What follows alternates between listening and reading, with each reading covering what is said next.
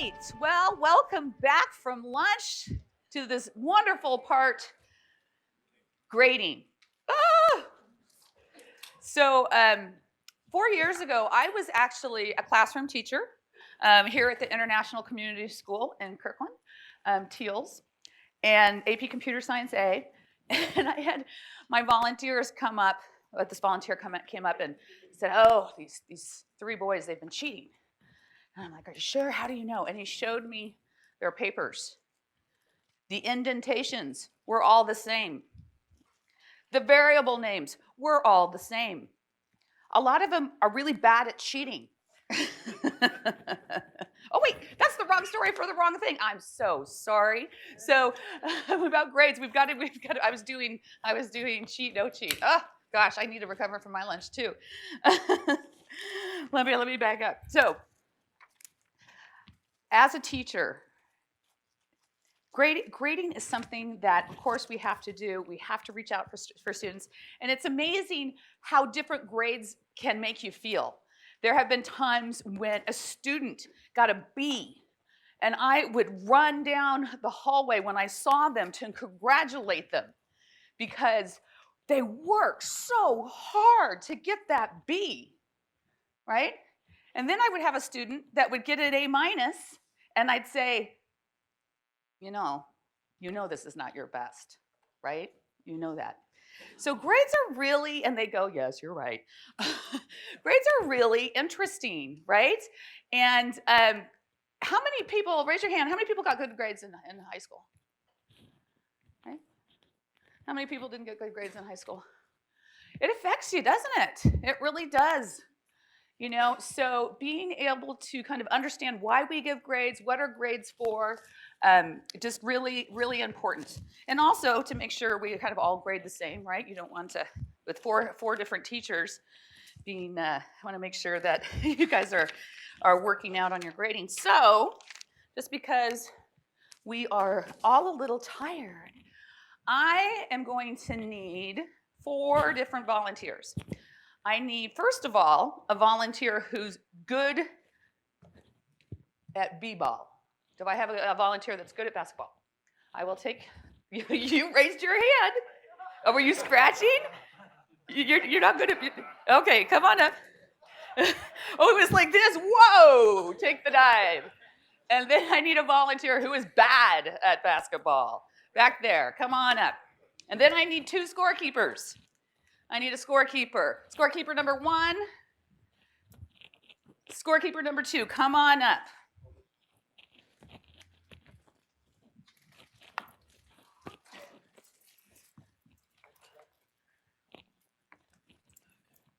Yes, and I'm going to be over here. Yes. So you are going to be scorekeeper for Obed?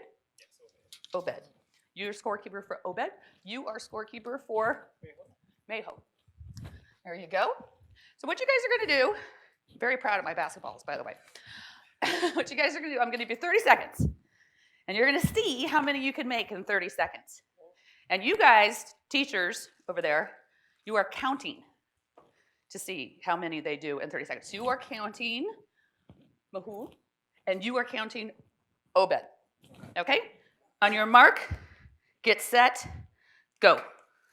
All right, pressure of the clock. 5, 4, 3, 2, beep. All right, what do we got? 9 for Mahul. 9 for Mahul. All right. And over here. I'm counting still. Okay, so he's counting. He'll let us know. Now, okay, first of all, you guys go get your basketballs. I'm not picking up your basketballs. My back's tired. Try, okay, 13. All right, there we go. Perfect. Now, Obed, I'm going to give you 30 just practice shots. Just you, not you. Sorry. Nope. How many more you got? 3 more. 1, 2. Oh. Boom. 3 more. All right. Now we're going to play again. Woohoo! You're happy, right? You're excited. Now we're going to play again. So let's pick these up and return them. Here we go. On your mark, get set, and go. 3, 2, Boom. Okay, 7. Thank you very much. Round of applause for our for our contributors. Good job. Good job. So the interesting thing about round of applause for the picker upper. Woohoo! Gotta love the picker upper. Now you The interesting thing about this is what we call objective grading. You cannot dispute the score, right? In the first one, Obed got 14 or 13. I'm going to deal with the first one because it actually shows my point a little bit better. And Mahul got 9, right? And then we did it again. So it's objective, right? Is it fair? It's objective. Is it fair? Especially the second time, especially if the guy who got extra practice won. It's an interesting question, right? He got to practice. The other guy didn't get to practice, right? He was good to start with. The other guy wasn't good. I think you're going to have some students out there that feel like, I'm sorry if I get this wrong, Mahul. What if they don't have internet at home? What if they don't have parents at home to help them? And Obed's got a mom who's a computer science person, who loves it, who has Wi-Fi, who has access to that. So objective grading. How did the player's performance compare? Who showed more improvement? What are the advantages and disadvantages to using purely objective grading? So I'd like to do, again, a think, pair, share. If you could think about those. Yes, Robert! How did the player's performance compare? So clearly one player did much better than the other. The players themselves were not equal.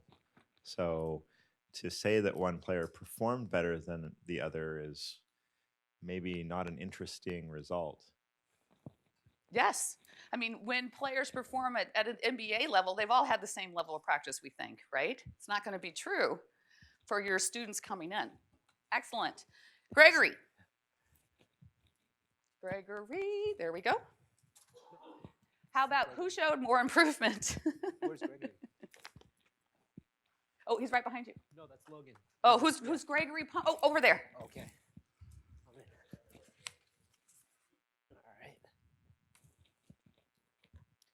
All right. So while not maybe evident in this exercise, the person who showed more improvement would have been the more who put in the practice, in the effort, I guess. Yeah. But did it actually work that way? It did not. It never works There's that quite way. a lot of variability to these basketballs, I think. So This is so funny. This is my 3rd year doing it. I don't know if it's ever worked that way. I think you get a little nervous when you have to do it. So, hardest question. Oh, who's going to get the hardest question? Jim Andrus. Back there, right by you, kid. What are advantages and disadvantages to using purely objective grades? Sure. I mean, advantages are it's a single number, right? Everybody is being graded on the same scale. Again, whether that's fair or not is up for debate. Disadvantages are, because it is just a single number, there's a lot of hidden factors that aren't being taken into account. We're not looking at, how well they grew versus just objective, number of points. So, an improvement for a person who starts off way behind is probably going to be, maybe still even behind what somebody who's ahead to begin with can do. Yeah, perfect. That's great.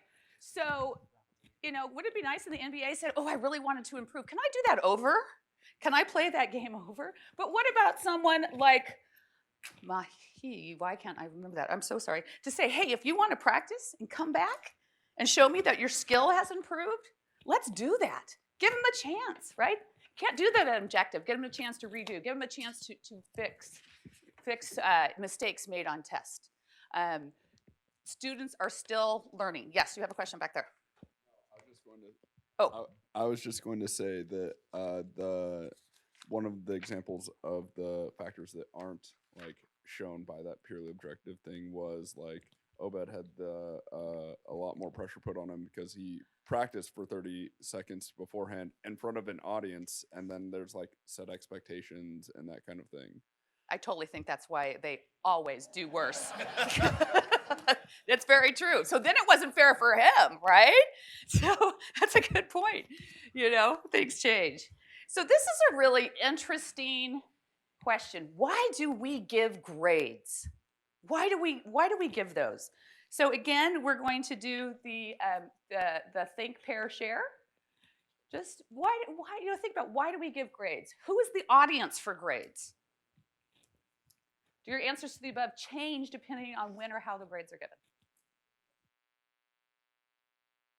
Okay, not supposed to be talking yet. This is thinking. You guys are so good. I think you all get gold stars. Okay, now you can talk. Go ahead, talk with your partner. All right, because I want to spare Kit from almost collapsing from running around, we're going to start with this row right here. Dominique, I'm going to ask you a question, and you're going to answer it. And there we go, and then we'll just pass it on down. So, Dominique, why do we give grades? I think a big reason why we give grades is to act as a communication tool to others about how well someone has understanding or mastery of a specific thing. I mean, the example you give is a sanitary inspection, which is good because you don't know the inner workings of a kitchen when you walk into a restaurant, but you still take that, whatever that letter is, and you're making an extrapolation about what's going on behind the scenes. Yeah, to communicate. Yep. How about next to you? Who is / are the audiences for grades? So I think there are a few, and it depends on what age level the person is who's taking a course or being evaluated. There's certainly I think especially for the high schoolers, there's oftentimes the external perception of who the grade is for, either a college looking at it, or parents that are maybe have certain expectations on their kids or not. And of course, finally, what should matter most is the person who's taking the course to try to find how well are they doing, how are they pushing themselves, are they, to what their own self motivation is for it. Yeah, exactly. And do your answers to the above change depending on when or how the grades are given? No. No. Okay. I didn't really quite understand what was implied in the about question. change depending on when or how the grades are given. When Did or how. anybody understand that and come up with a good answer? How about right up here, Rachel?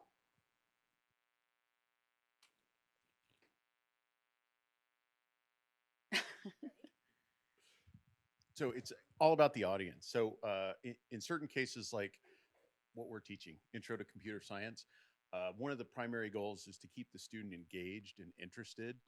But the corollary to that is if you're teaching an AP class, like there is a final binary test at the end. So it all depends. Yeah. Depending on, and it's true, there is a big difference between trying to capture in the intro class, really get them excited, make them feel good about computer science, that they can do this. And AP Computer Science A, move them beyond that. You are focused on your test. I tell you one great thing that I was able to do is that depending on what the kid got at the grade on the AP test, I would change their grade for the class. So maybe they struggled. I have a daughter struggles turning in homework. Anybody know any students like that? Turning in homework, smart kid.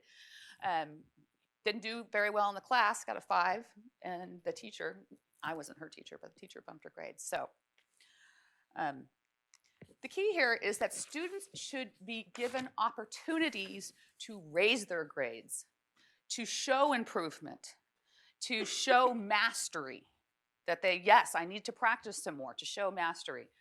All right, I would like someone who is wearing red shoes to read all of these. Somebody just hid their shoes back here. That is so funny. Nobody has red shoes? Come on. Red socks. Oh, here we go. There you go. Can we get a... That's so funny. Don't look at my shoes.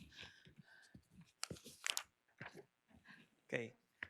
So provide mechanisms to improve or offset bad grades, test quiz retakes, project improvements, make up work, require commitment from students. If all homework complete, will drop lowest test. If extra practice done, final exam can replace projects. make individual deals as needed, be aware of school classroom teacher policies. Thank you, and thank you for wearing red today. This is so important. Require the students to show that, yes, I am committed to this. I was too nice when I first started teaching, and I would just say, oh, it's okay. No, it's okay. No, they need to show commitment. If you come from work to offer office hours at the end of the day, and a student was supposed to show up, doesn't show up, that's not really, of course you have to take into consideration all what's happening in their life and everything that's going. But it's really important. Hold them responsible. If you want to do this, this is how I'm gonna do it. So there are all sorts of ways to grade. We're gonna have a little contest here. Get your pens out. Get your notebooks out. I'm about to show you a slide that has approximately 10 different grading techniques. In 2 minutes, how many of them can you define that you know what they are? So please actually write a definition, because then what you're going to do is pair up with somebody you haven't paired up with yet and see if you can help fill in each other's. And let's see if anybody, I'm just going to go just out there, see if anybody can get them all. See if you can at least get 1 or 2. Okay, you ready? On your mark, get set, go. All right, there's 11 up there, so I'm just curious, show me on your fingers. If you have to flash me, that's okay. Show me on your fingers, how many could you define in the 2 minutes? I got a 7, I got a 5, I got a 6, awesome. I got an 11, I got a flasher over there. I've got a 6, look at these. Everybody's got numbers up. Oh, I don't see number 3. Yep. Important thing, great. The important thing when you do this type of thing, make sure everybody votes. So you just go, Andrew, hello, I'd like to see your hand, please. 5. Andrew got 5. Awesome. So right now, look around. Can you see somebody you haven't worked with yet today that's kind of close? Can you see? Okay, I'd like to encourage you to try to work with somebody new and see if you can help fill in. See if you can help fill in the ones that you didn't know. Okay, shut up. Really, shut up? Remember at the beginning I told you some things, I was going to do some things that you shouldn't do? That's one you should not do. Do not tell your students to shut up. How about if we do it in another language? A shut up in another language. No, that still actually is shut up. All right, so I am going to randomly call names again. We're going to start with corrections, and if I call your name, please give us a definition, and don't forget you have your lifeline. So Charlotte Blanc, can you give us a definition of corrections? So she was kind of being specific in the type of corrections you could have. Yeah, should I repeat that? Yes, please. Mic? Corrections we were thinking of as like small kind of syntactical, kind of the classic red line on a paper type grading versus, I'm not going to go to versus, but yeah. That's and studies have shown if you give students the ability to correct even more egregious mistakes than that, I guess, it really takes the students' thinking to that higher level. Correcting mistakes is actually it's almost at synthesize. So that's a good one. All right, rubrics is for blank. Who puts in a blank? Chris H. put in a blank. No, he didn't. Or she. Chris H. Nope. Trouble. We're all marking these down. Let's see. Oh, wow, this is great. Yu Tao Wang. Yes, how do you pronounce your name? Yong Tao. I wasn't even close. So could you tell me what rubrics are? Actually, we didn't discuss this. Okay. Is there somebody? So you Actually, ask for a I'm lifeline. not familiar with the answer for this. Okay. Ask for a lifeline. Oh, that person back there wants to help you, Young Tao. How nice of him to help you. A rubric is just a scoring guide, qualitative or quantitative. It helps you decide what a particular answer is worth. Exactly. It tells you exactly what each piece of the problem is worth. Do you think that you want to hide that rubric from your students? Oh, I'm not going to tell them how I'm grading them. No, let's let them figure out when they have the grade. No, you don't do that. In the intro class, they get to make a Pong class. One of the strongest lessons I ever saw is a teacher made her Pong. and she went through the rubric and the class graded her Pong project. They loved it. It's like, oh, you didn't do that. That is so powerful. Tell them how you're going to grade them before you grade them. All right, I'm not going to do all of these. Are there any that you would like me to discuss? I'm going to come to you next, Brooke, and then I'm going to come up here. Oh, no, we're going to Brooke first. Yeah, go ahead, right there. Could you discuss skills checklists and how maybe that's different from a rubric? That is a great idea. Skills checklist. Has anybody ever used a skills checklist before? Way back there, Anita. Sometimes we call this learning targets grading. Have you guys heard of the new type of grading? I can't remember what the special name is, but you have your So I can talk about skills go ahead. checklists because I have encountered this, say when I'm like registering for a course, they have a matrix with its skills checklists, and I go and start ticking them. And if I find that I'm either forgotten something or I need to do it, I go back and recap that and come back. And once I'm done with the skill checklist, I'm ready to take the course. Yeah. And rubrics, I think, is kind of similar. I don't exactly the usage of rubrics, but it just seems similar. But you're using that to grade someone. Yeah. Self-check skills checklist. I think the nice thing about it, so rubric is usually this is how you're going to be graded. And skills checklist, wow, this is what you've got already. Oh, and these are the two that you need to go on to master. All right. One more question back here. Which one would you like us to talk about? So I had a question regarding rubrics. Okay. How do you design rubrics in a way that they don't give away, like a programming assignment, they don't give away certain things that you want students to figure out? Like perhaps you have a point for figuring out you need to use a for loop here, but if you show the rubric beforehand, then you're kind of giving away that hint. That is a wonderful question, and I'm sure there is a 60-hour lesson that you could take on how to do that. Also, we do include rubrics for all of our projects, and someone over there has an answer for doing the rubrics. Array traversal. Say that again. Did they traverse the array? You're not telling them how they needed to do it, or did they traverse the data? Excellent, yes. Did they build 2 sprites instead of 1? Yeah. One that I want to point out here is face-to-face grading.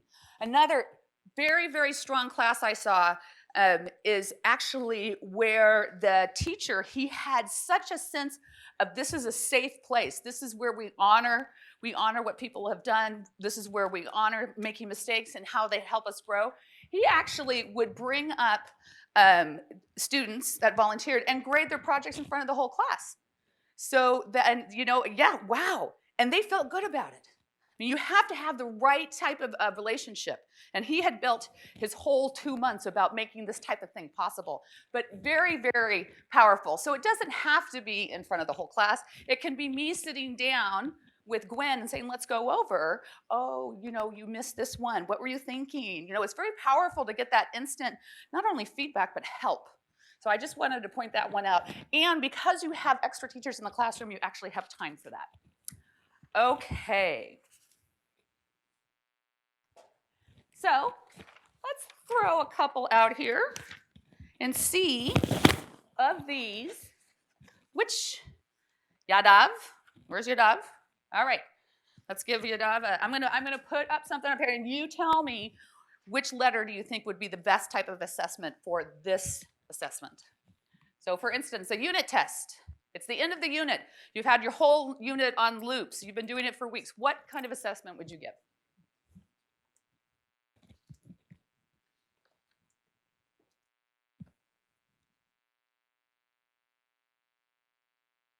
Best guess.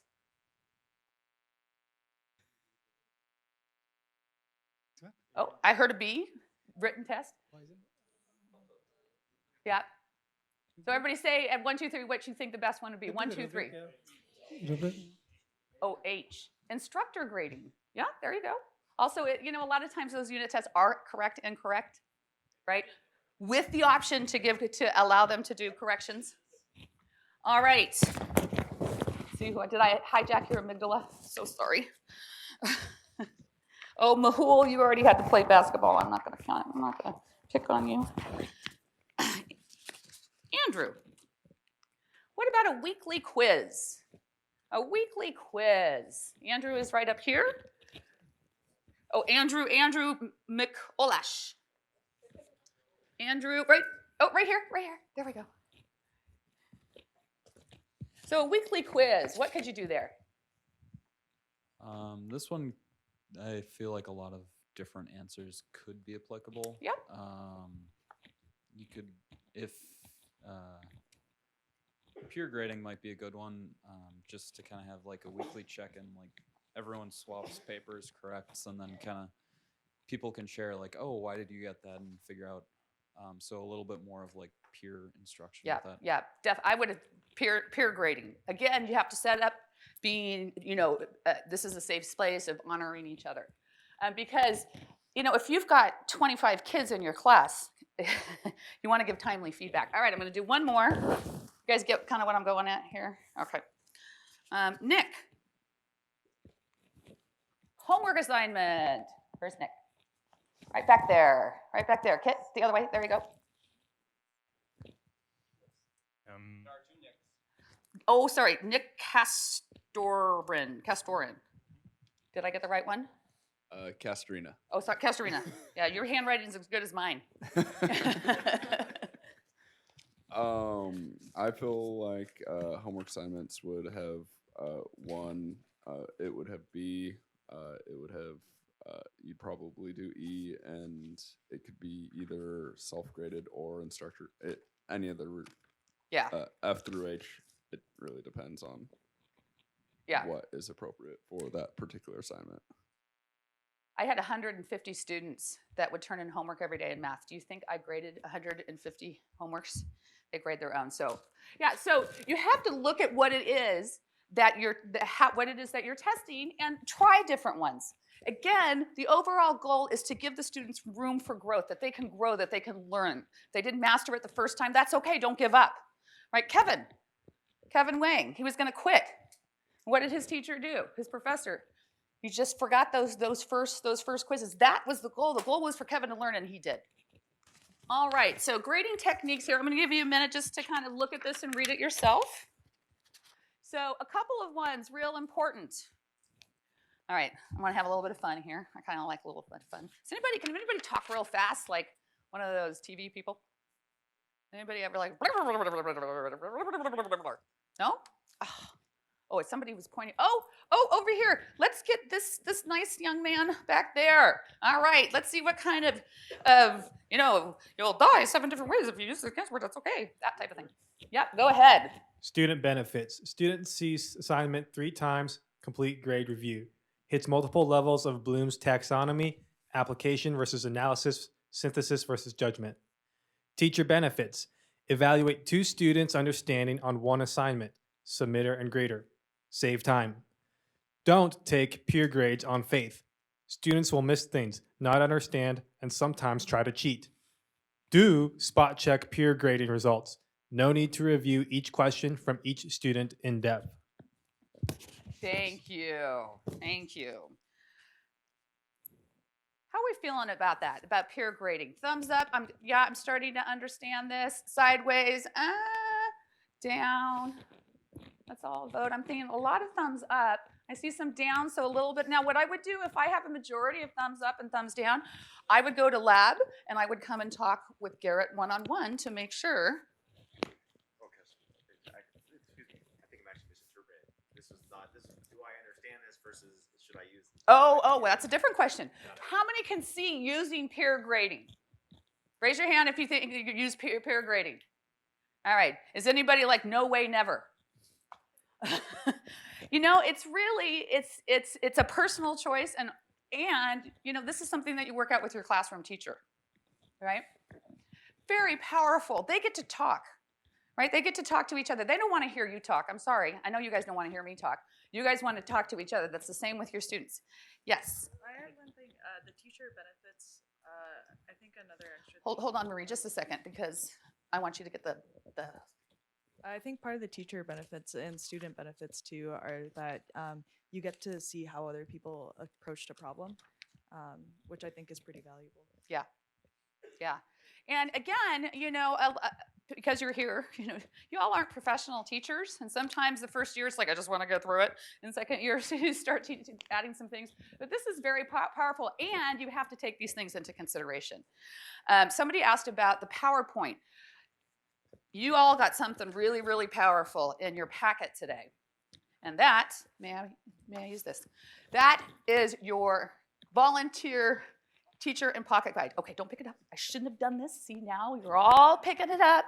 But this is a summary of all the great things we've talked about today. I have classroom teachers that want to get like whole bunches of these to share with other classroom teachers. So this is like the highlight tape. The highlight tape. 8 hours and whatever that little tiny book is. All right, so formats for peer feedback, helping trios. Each student presents something they are working on and gets help. Chalk talk, we do this a lot on a board or a poster paper. Students silently respond to an essential question related to a unit or a lesson. Then they go on to the next board. So if they have a question, they'll write it on a piece of paper there, like over there, and then they'll move on, and another student coming along might be able to answer that question.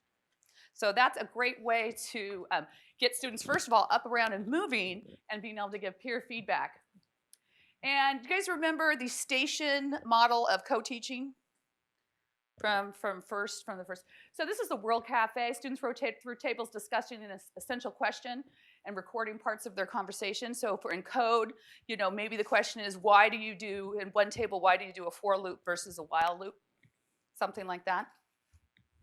What are the benefits of having a class versus just having it all in main? All right, I cannot say enough about corrections. It is, again, I think I'm kind of going over this. It allows students to improve. It moves them. It's actually very challenging for them to do it. And I want to try one more. I know this nice young lady over here said that she could do super fast speaker reading like you were. Oh, who was it? All right. You ready? I'm ready. Okay, let's see. Super fast.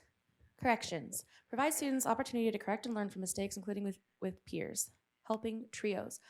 Make instructor and peer feedback more actionable. Reduce pressure to demonstrate mastery on first attempt. Commonly used for tests. Example, test graded but answers are not discussed. Student can resubmit tests and earn back 75% of points for fixed mistakes, and can also be used on projects, homework, etc. Yep. So this is important because what you'll have, thank you, well done. Oh, let's hire her. You'll have some students that have 95% and they want to, can I get it for 100? So things like this are important. It's like, okay, you have to set a max there. All right. You ready to try a little bit of grading? Okay. So don't touch anything, do not move. All right? Don't touch anything, do not move. Don't touch anything. Is everybody touching anything? You have to keep checking. So we are going to do a practice of grading, and there's actually 2 pieces to this, and we're going to stop halfway. The first one is more like kind of more objective, right or wrong type of grading, and you're going to do that. And then we're going to stop, and then you're going to have more of like a project grading type of experience. So what I would like to do, and again, whenever you have something that is could be easily confused, you want to be very careful about the way you do this. So don't touch it yet. Don't touch it. I'm going to show you an example for APCSA. There are 3 different types of curriculum that we're doing here. There's APCSA, there is intro, and then there's APCSP. How many APCSP people do we have? Okay, yeah. And so there are 3 different curriculums that you're going to practice grading on. So I'm going to use the APCSA example first. The first page, okay, actually all of you now, please turn to page 11. Again, I'm just using this as an example. If you're an intro, you're not going to be doing this. If you're an APCSP, you're not going to be doing this. So notice here are 3 problems submitted by 3 different students. It says, below are 3 different student submissions for a small lab assignment. The problem is worth 5 points. Evaluate each submission, making marks and comments wherever you find it appropriate, and give a grade out of 5. And then you can read what the assignment is. So what you're going to have, when I tell everybody to go, you're going to have 8 minutes to do this, and then look around when you're done to see if somebody else is done, and compare how you graded, okay? And then you're not going to move on from that. So that is APCSA. Can somebody tell me where is the APCSP similar thing? What page does that start on? 13. So same thing. You have different ones that you're going to do, and please stop 13 and 14. Do not go on, correct it, and then wait to look for someone who also is ready. And then intro, yours is page 16, 3 different submissions. 3 different submissions. Okay, I'm about to do something that you shouldn't do. Are there any questions? Okay, go ahead, start. The reason that you shouldn't do that is because don't assume silence means they all understand. Consistency is important, so my suggestion is that you keep this, and as a team, the next time you meet, to go over these, because this is exactly what you're going to be doing, is grading. And to calibrate, to make sure you're all, okay, yeah, this is why I would take a point off with this. It's really important. So I encourage you to do that. And can you see the difference kind of between the first set and the second set? A little bit. So I'm just curious, between the first set and the second set, I know you didn't get to all of the URLs in the second. Which was easier to grade? Raise your hand if you thought the first set was easier to grade. Raise your hand if you thought the second set was easier to grade. Raise your hand if you didn't get to grade at all at the second set.